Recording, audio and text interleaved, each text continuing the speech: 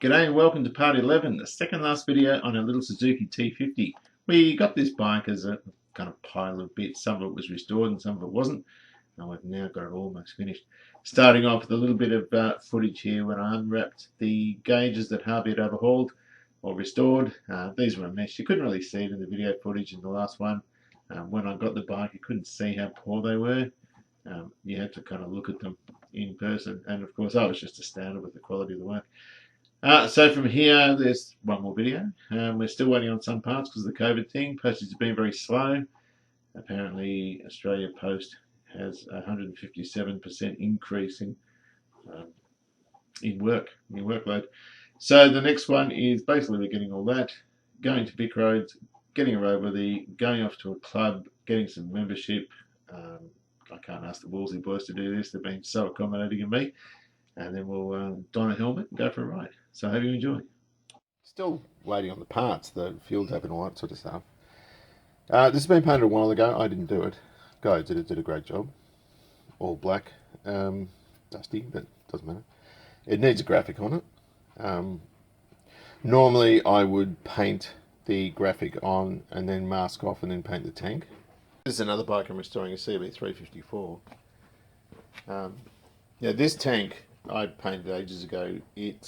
I originally painted the tank dark blue, heavier in these areas where the sticker would go. The reason I did that was because these stickers are $100, over $100 by the time you get them here. And they're a three-piece sticker. They sort of got that bit there, and you got this bit here, and then the bottom bit. I don't know if you can see it there. That could be a better view of it there. So yeah, they're a three-piece sticker. You got the top bit, then you got this bit here and that bit. And I wasn't prepared to risk screwing up over $100 in stickers in the paint I had.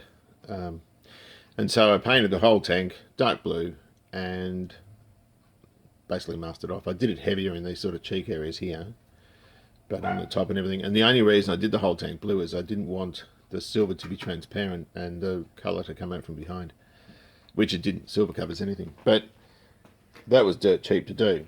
So you sort of painting the dark blue, then masking off, then putting the colour over, then clearing it. And, I could probably, scuff that and put a graphic on it, paint a graphic into it, then re-clear it. But I don't know what that paint is. If that's an ISO-free clear, it can argue with the acrylic. So I'm just going to leave it. If it bothers me, I'll just get a stick-on graphic, but I think I'll just leave it for now. But we're looking at this and the Kickstarter problem, and it wasn't my fault. The spring works fine. The problem is that shaft out of a different engine has got run out of it, and so it's contacting on the side of the bush in here. So it gets stiff as you tighten that cover up. It gets stiff. Now I tried another cover, and it seems a little bit better. So I'm going to put that in a box and buff out the other cover and see how we go with that. So that's another example. That's a car I painted last year. It was all parts of it, and some of it's been wrecked because it was trapped under a car cover that was all wet underneath, and it sort of wrecked it on the roof and everything. But that's just a little cheap eBay $5 6mm pinstripe, and I was originally going to paint red and then mask off. I ran out of time though. I had to get the car finished in time. Before the cold weather set in last year. Tell you what, when you're frustrated, you never do your best work. Last year, when I put this thing back together, I couldn't understand why it was floppy, and there's actually there's two detents in it. There's one, a spring and a ball from here, but there's another one halfway through the shaft as well, which I missed. Why would you miss that? The other thing I didn't know, I couldn't find the washer, but as it turned out, I have it. It's just been plated, and I put it in the other bag, which was equally as dumb, because all this stuff was electroplated, yeah? And I've got a spare Kickstarter, which had a little bit more play in it. That was the one originally, I think Andy wanted one. Don't know, I can't remember. But the grease nipple was broken off in it. And the grease nipple on these, it's like a brass thing, obviously, but there's no thread. They kind of just squeeze in. They just sort of knock in there. So I'm just going to put the washer and the split pin back on, or the E-clip back on. Is that the one that came off this one? And Get the grease gun. I've got moly grease in it, which will be fine for this. Moly grease is what you normally use in ball joints and turret ends and that sort of stuff. But there was all this play in it, and now it's really good. They use the bolt as the stop that kind of goes against that ledge in there, so that when the thing's at rest, it's like this, and when you go to kick it over, you bring it out, and then it just retracts like that. So I'm going to pop that grease nipple in.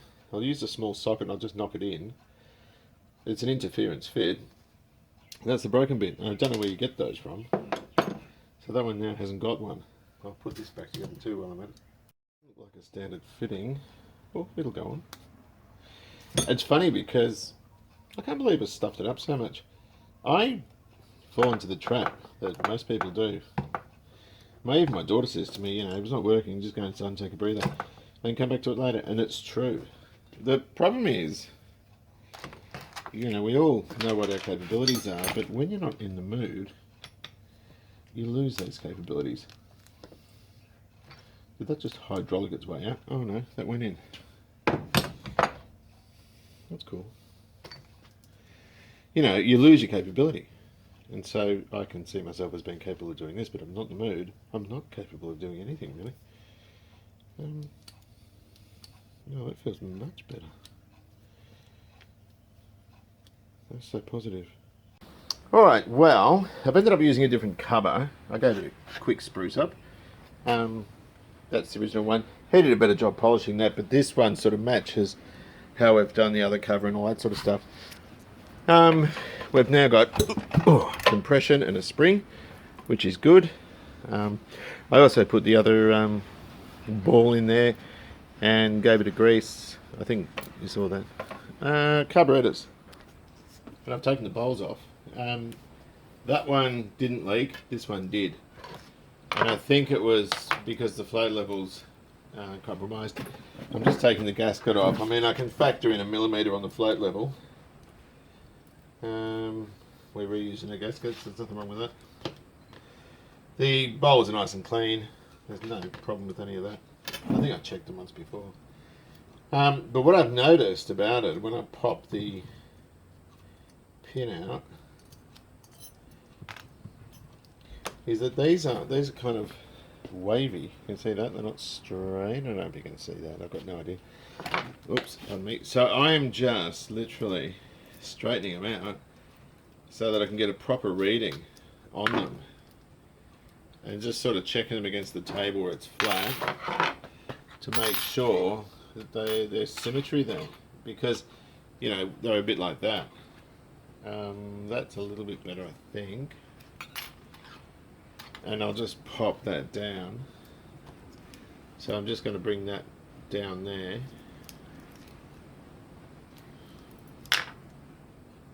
That might be enough, I don't know. But the measurement's 21.7, I think. Against the casing with the pin tool knot, because there's a spring-loaded part of the needle that's we don't want to factor in, but they've got a ridge there where the gasket goes. But I'm just sort of trying to peer into it and just make sure that I have them both the same. That's probably still a bit low. What have we got there? Although we've got to try and, I want to call that 20. They might still be a bit low. What have I got this one set at?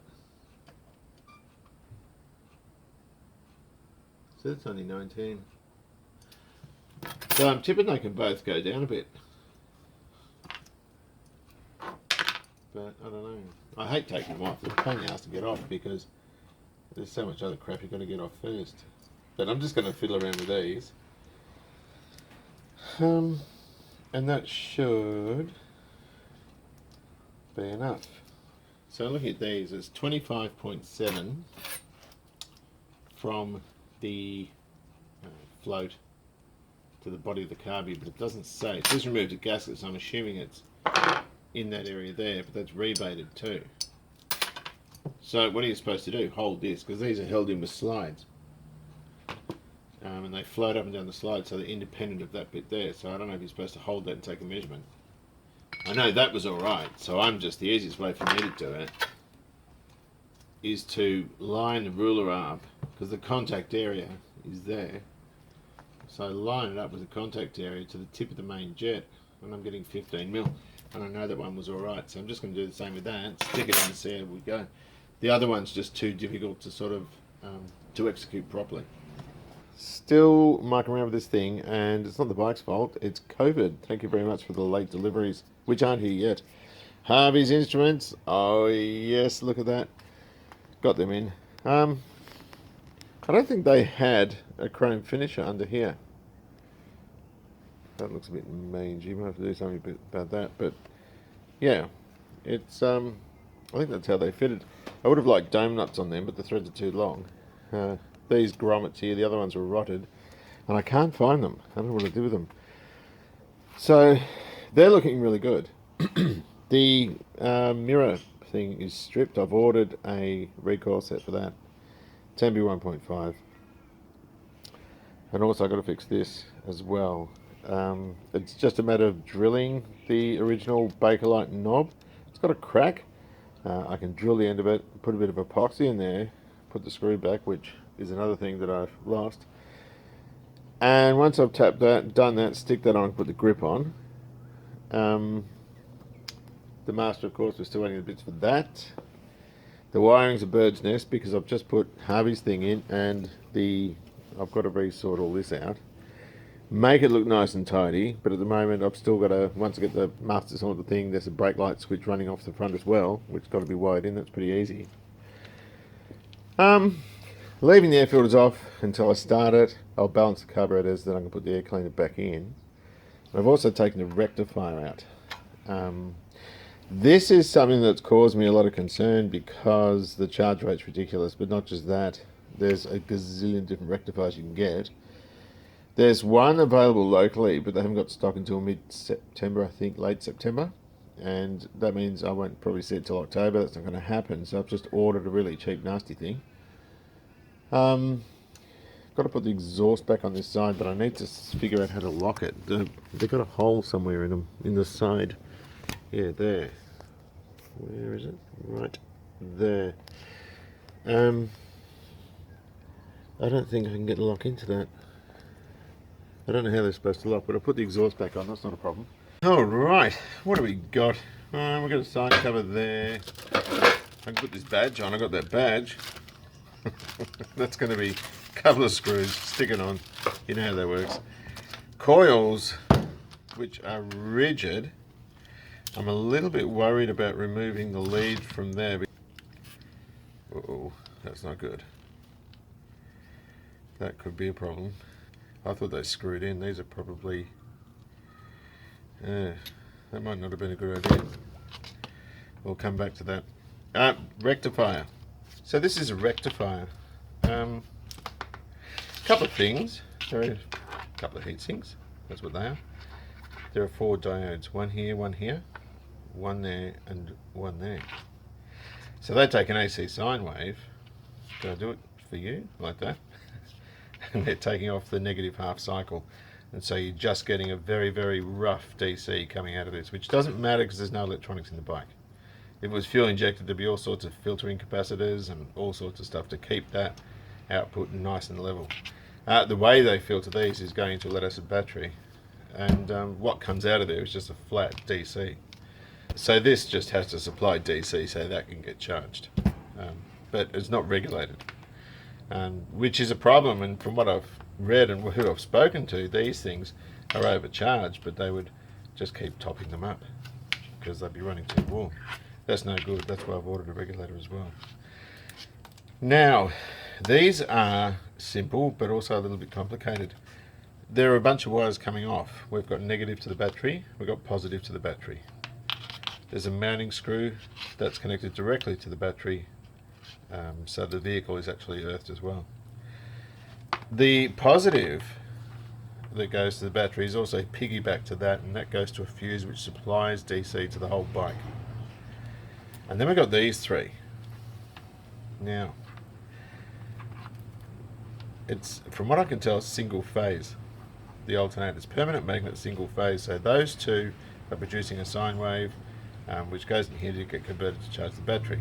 Yes? This one here is piggybacked off that one. And as far as I can see, now this is where I'm getting confused. As far as I can see, that goes to the light switch. Now, the light switch on an XL250 is powered off one of the phases in the alternator independently. So I think on those bikes the light stays either in low or high. I don't know if you can turn it off, I can't remember. But you can put AC into an incandescent bulb like in your house and it'll work. So I thought that was just the power feed for the headlight.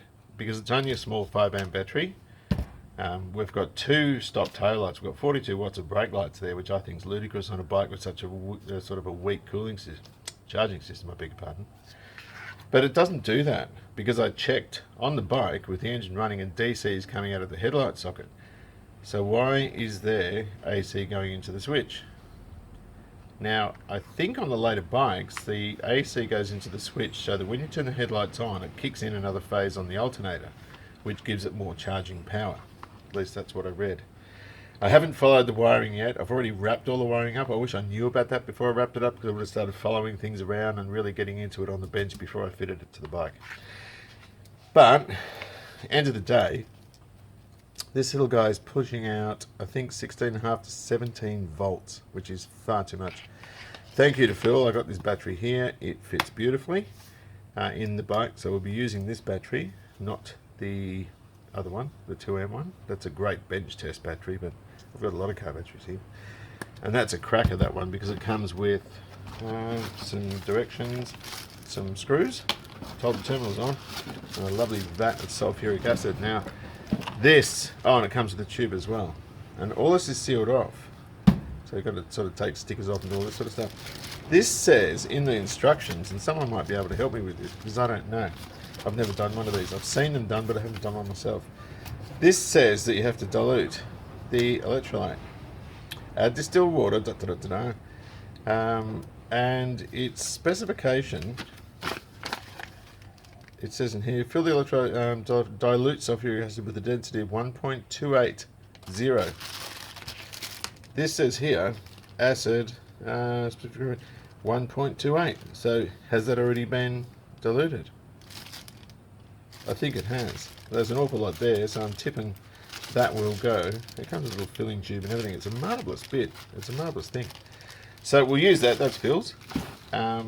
We've also got Phil's pistons and Phil's gasket for another bike too. We've got to use a lot of stuff of his. But that's what I'm a bit confused about where that rectifier is concerned. So the regulator I've bought isn't my first choice. It was the cheapest, filthiest little regulator I could find. It was something like 19 bucks. Because the ones that I wanted aren't available. I think I mentioned that they weren't available until mid-late September. So there you go, we just stuck that in. There's a couple of lock washers behind there.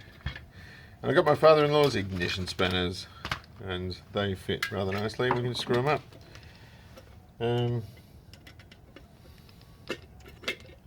Is that too big? Is that maybe... Oh, it is too. There's a single point. I have to use something a bit smaller. There we go.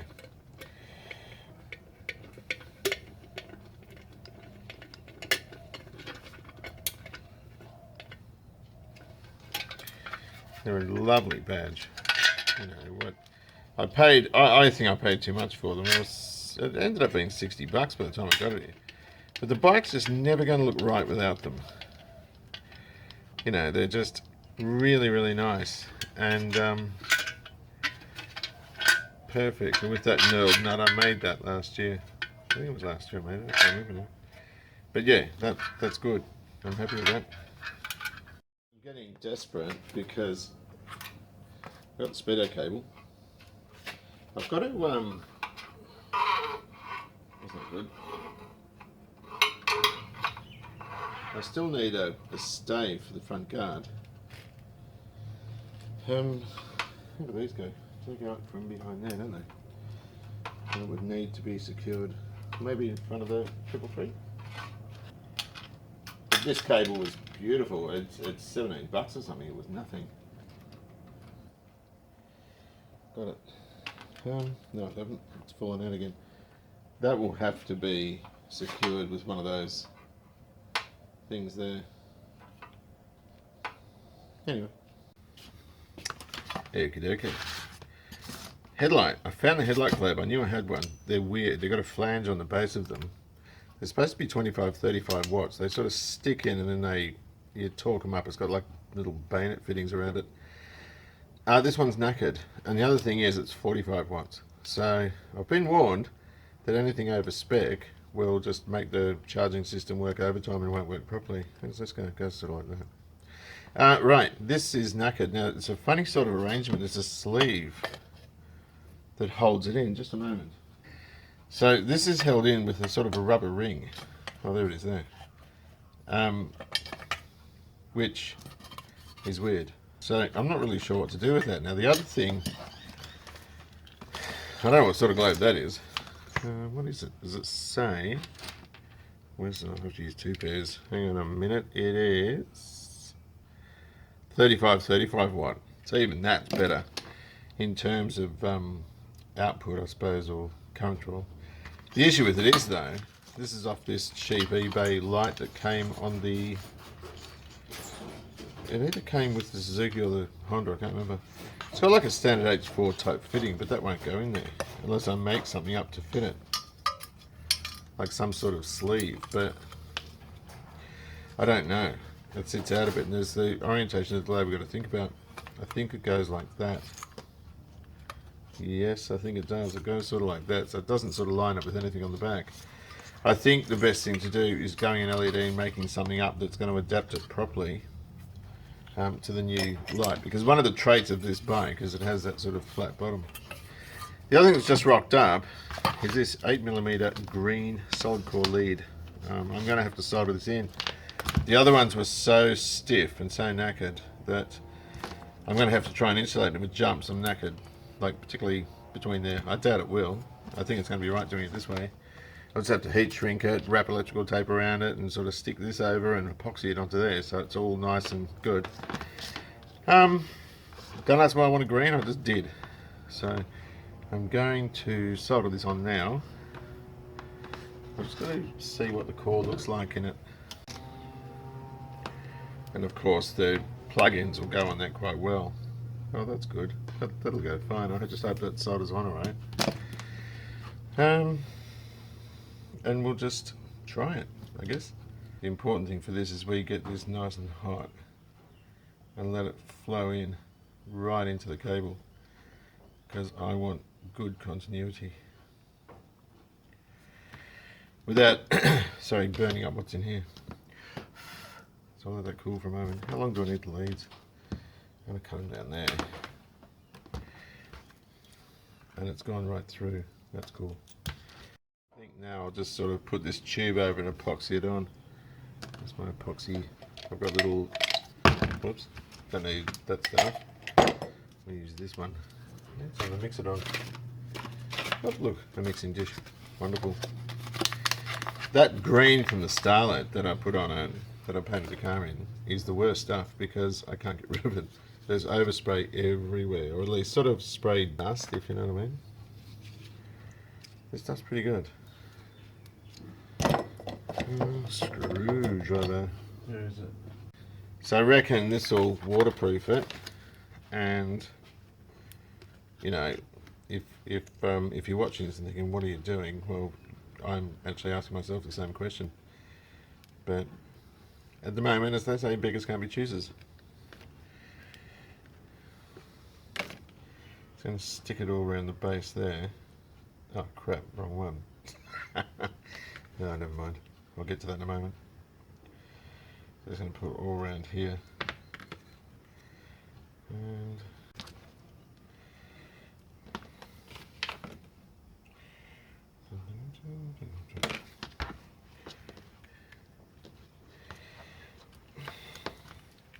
I just wanted to give it some structure, if you know what I mean. And so we can just let that dry. And I want it completely waterproof.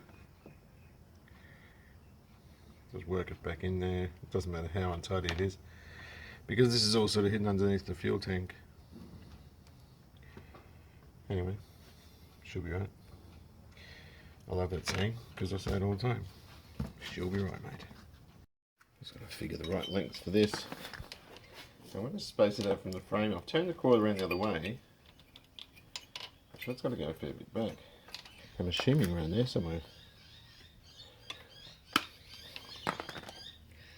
There's screws going on. They've got self-tapping sort of screws built into the base of them. I'm right-handed, so I've got to do it this way. And that should give lovely continuity. Let's put that boot over it. Something like that. There we go. And I know they're green, but I reckon they look really good. Oh, hang on a minute. We don't need that little thing. That was for the other one, and that should just go clickety-click. The other one was stiff to get onto. Hang on. There we go. Just been fixing a few bits of wiring. Just putting bullets on them. They're second-hand bullets because I ran out, and yeah, good on you, COVID. I can't go out. So we've got, this is for the dash light, so there's not a lot of current coming off these two. Hang on, what the hell? Is that black with a white trace? Yes, it is black with a white trace. Is that not open in there? Oh, that really blows. Hang on, let me just think. Where's the other one go? Hang on. Grey, I've forgotten. The blue one is easy because that goes into the blue, I think. That should just park itself in there. Where the hell does this go? To earth? Which one's earth? Black? Oh, there's black with a white. Maybe it goes into there. Maybe it goes in here. This is a mess. Dog's breakfast, you would call it. So I'm going to have to unplug it again and sort of sort it out and make it look nicer. But by rights, our electrical crap should work.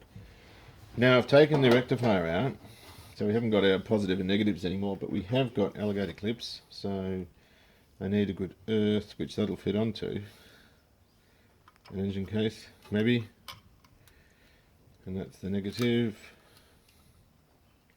And the positive just goes straight into this fuse. Let's just go like that. Sweet. Alright. So now if I go like that. Okay, we'll probably flatten the battery, but. Alright, so let's earth the multimeter while we're at it. We'll go off the same spot onto the engine case, because we know that's a good earth. Where's the negative on the multi? Right. What I'm looking for is I'm looking for power. I'm looking for power, so not a sausage, but if I turn the power on, it might help if I turn the friggin' ignition on first, right? 9 volts.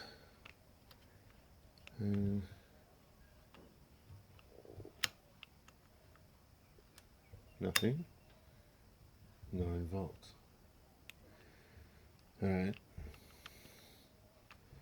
So I know they're getting power from the battery, but what about the headlight? Hold on. So I guess the thing I want to find out is if we've got DC or AC voltage. What have we got here? Nothing. Nothing. Yep, that's it. That's fine. What about this one? Nothing. And if I go low beam voltage, right. Excellent. Well, they're DC. The battery's not really strong enough for the bike. Where's the headlights? There's the headlights. And that looks good. And high beam is there. And indicators, which will probably not work because the battery's too... Oh, yeah. Sweet. Good. I've tried to neaten this up a bit. I'm going to put a bit of rubber over there before the tank goes on. but sort of snugged it in around here. The clutch and throttle cable were getting in the way of the steering lock down there, and I not kinked them, but I marked them up. So I've threaded them through the frame there. I wanted to tie those, but it's not going to allow enough room when you turn, if you know what I mean. So those looms there are going to have to sit underneath the tank. Now, I didn't pull this bike apart, so I have no idea how it came apart.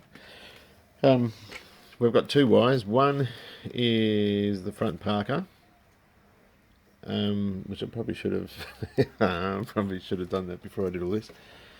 So parking lamp and the what do you call that thing? That is the front brake. And there's another one in there somewhere, but I can do all that later. It doesn't matter. None of that's important for now, anyhow. What I am running out of things to do.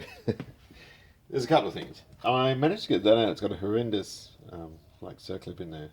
There are two. There's a sort of just a plain wide one that takes the rubber boot out, and then you've got this other thing, which you need the pliers to get out. One of those ones. That's the insides of it. The rubber's still good, but I will put a kit in, and the bore is in very good condition, which is a great thing. You know, I mean, I'll tidy it up with some 1200 maybe, but it's really, really good. It's excellent. If you think about what the 750 one was like, this is a peach. So that can sit there and we wait for this blasted kit to come from Cruise Image. I was going to flush the tank out. There's only a little bit of nonsense in there, very small amount, but I need to get it out. And of course, just going to put this thing back in, swill a bit of juice around in there. But I'm not going to bother until I get the... what am I waiting for that? I just had a mental blank. Until I'm ready to put the tank on permanently. Oh, that's right, yeah. The brake overhaul kit, and of course, I've got to do the master, which is that, and there's a switch that goes in underneath it, and I've got to wire that in, so I can't even be bothered putting that on. This fuel tap has rather large outlets on it, which is, don't know about that. And the stand tube there, if you take that filter off, is considerably higher. So that's just a pipe cutter job. I'll take about, I don't know, a couple of centimetres off, around there with a pipe cutter, and that'll come off and it'll make it the same height as that. I think that's important. I don't think that's going to be a problem. I think there's going to be enough give in the fuel lines. I don't want to use that clear green stuff I've been using because it goes very, very hard. I think the ethanol and the fuel really messes with it. So I'm not even going to bother putting this on. I'm just going to screw that back in the bottom of the tank and just sit it on the bike to get it off the bench because there are other things I wanted to do. Which was... Oh, that's right, I want to have a look. I can't find all that other Cafe Racer stuff I was talking about. It's in a box somewhere. And I separated the stuff I was going to hang on to. I wasn't going to hang on to the clip-ons, but the clip-ons are in a box with the headlight brackets and the other thing, the... Bugger it, I'm just not thinking well today. I need the headlight brackets and the clip-ons. Oh, and the grips as well. Yeah, they're in the box as well. So those three things are in a box somewhere. And I'm bloated to know where they are. So I need to try and set up the carburetors. They were running beautifully before. I'm just using a drill bit. And they appear to be identical. Time for grippies! Aldi hairspray. If I can find that.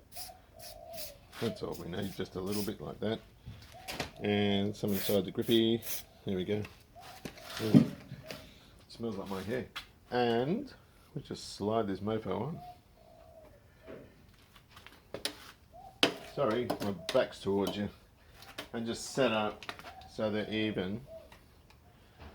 And that'll dry really, really perfect. That's awesome. I love OE grips. Now, once that's sort of, actually I'll do it now.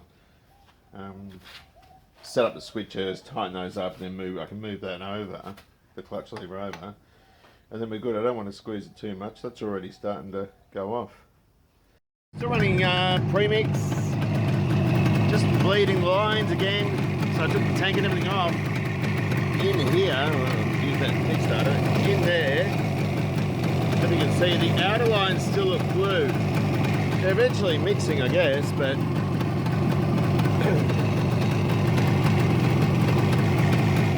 But it's looking like it's bleeding, but the inner lines have got the TT. I don't know if you can see it there. that's moving. It's the outer ones, I want to see them go red. Maybe I'm just being a bit anal, but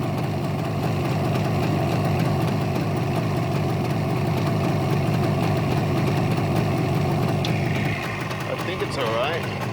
Harvey's taco, what? Look at that. So I'll just continue. I've rigged up I'll show you after when it finishes. But I just want to see those lines in there. See, they're still blue on the outside, but I can't see any bubbles going into them. Unless the middle ones get precedence first. The indicator switch, I've just stuck a blob of adhesive on.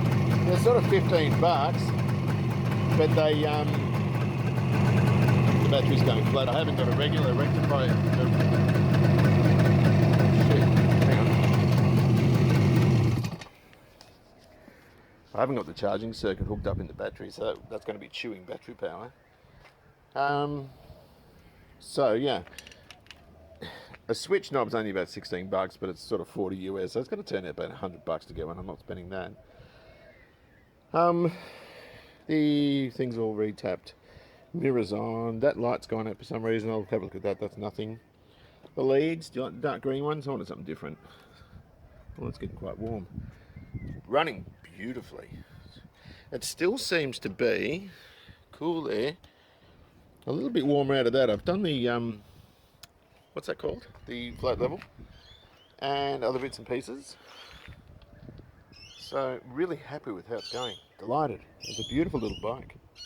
I'm going to get 2 LED globes for these. These use two 21.5s. That's 42 watts when your brakes are on. And I'll have my brakes on quite a bit.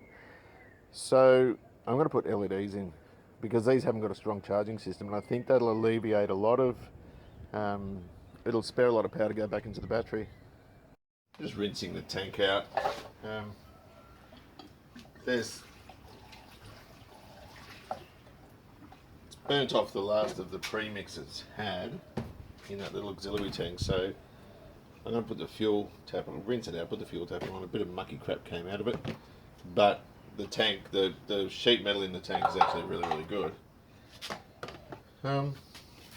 And I haven't got the, I'll show you what I mean with the fuel line. I've got this stuff. I used it on the 750, and I was just using it on here to run the motor. I just had a T sort of section in it, and this is all right, but it goes rock hard if you leave fuel in it, like really hard. I think it's the additives in the modern fuel or something. I'm not really sure what's caused that, but I wanted to get, I'll get some proper automotive grade stuff, like car stuff, which is probably 6mm or something, and see how we go from there. I'm going to stick my finger over that and give it a shake. Yeah.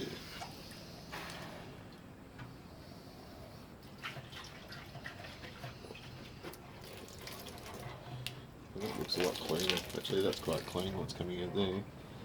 I've had a look inside. I gave it a rinse before. I think that's probably alright. Yeah, I've got to try and get this so you can see. It's like the IQ test from hell. Can you see up there? That looks pretty good, doesn't it? Oh, there's a bit of surface on the inside you can see there, but there's nothing to worry about. And over there, but down toward where the fuel tap mounts, just down there's a bit of crap. But I don't think, I'm just sort of looking down there now, I don't think there's too much I can do with that. Being aftermarket, this new fuel tap has a stand tube in it. I mean, it's a different height from that one. And I might dock it. I might just take sort of that much off. I'm not being particularly scientific about it. It's a brass tube. I'm just going to make sure. So we've sort of got about that high, which is right on. And we'll just cut it off.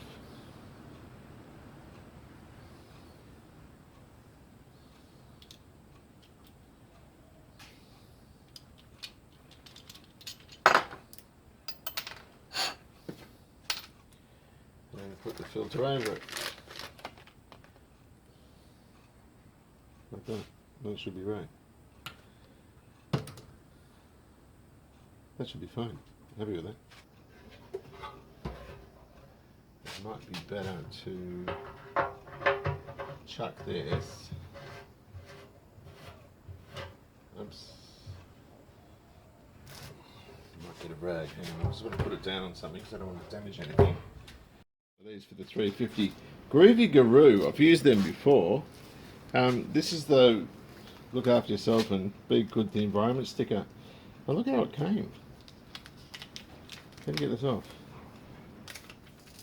Oops. What is all this? Oh, they're just a bunch of stickers. They're actually quite handy. I might keep those. I don't know if they meant to send it like that, but that's a genuine Honda part. I thought these were repro. It's the tank sticker for the 350. Preserve nature, always wear a helmet. It's supposed to be, I think, XL250 or SL70 or something.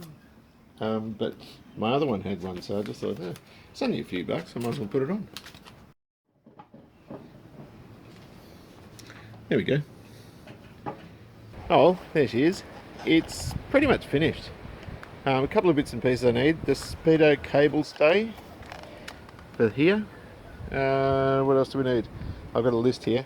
The headlight, which is on the way. A globe I haven't ordered yet, but I know where I can get one. I need I'm thinking about putting LED taillights in it. Just because there's two of them, and it'll cut 42 watts consumption, at least in half. I'm just a bit worried about the charging. The regulator's on the way. The front brakes. The pads and caliber overhaul kits are on the way. And then I can mount the master and the mirror and all that sort of other stuff.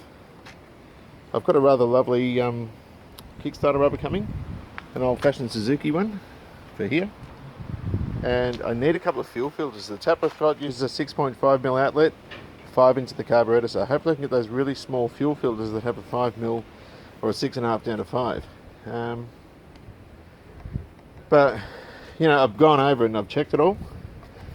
You know, things like I forgot to put in the split pins onto and the spring onto the rear hub stay.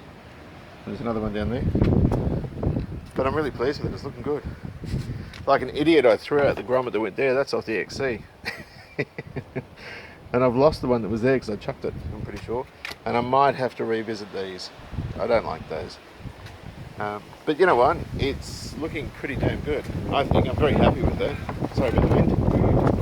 And I really couldn't want for a better result. The bike doesn't even owe me $2,000, which is a steal for one of these. It's a beautiful machine. Just needs cleaning. All that starlit, sort of greeny coloured paint dust is all over it. But that's it for this one. I'll get once I get the parts and put them on, I've spoken to an old friend who runs a club. I can't put this in the Wolseley Car Club, obviously it's not a Wolseley, but not just that, it's a motorcycle, not a car, and they've been very accommodating to me. So I've got another club lined up which has 4-wheel drives and bikes in it, and so we'll put it in, get a roadworthy for it, and take it for a ride. Anyway, hope you've enjoyed this, take good care of yourselves, and I'll see you soon.